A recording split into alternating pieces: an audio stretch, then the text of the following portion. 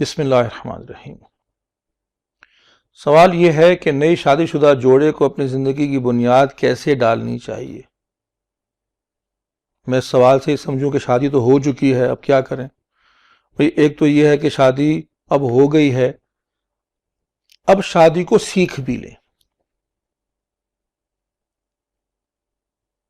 اگر آپ چاہتے ہیں کہ آپ کے گھر امن کے گہوارے بن جائیں تو پھر اپنے گھر میں دین کو لے آئیں اور اللہ کے رسول صلی اللہ علیہ وسلم کے حوالے سے سیکھیں کہ وہ کس طرح اپنی اہلیان سے پیش آتے تھے، گھر میں کیسا بیہیویئر تھا۔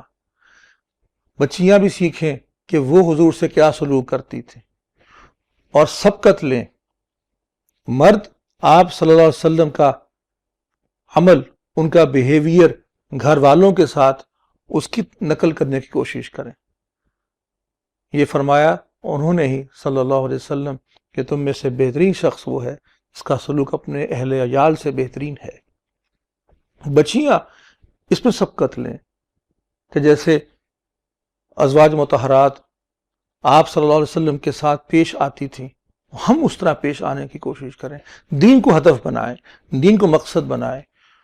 اور اس میں کوئی خشکی نہیں ہو جائے گی، اس میں بھی بہت مزہ آئے گا، اس میں بھی سیریں بھی ہوں گی، اس میں تفریح بھی شامل ہوگی سنت میں انشاءاللہ۔ کوئی فکر کی بات نہیں ہے، زندگی حسین ہو جائے گی، زندگی میں برکت ہوگی، انشاءاللہ شادی کامیاب ہوگی۔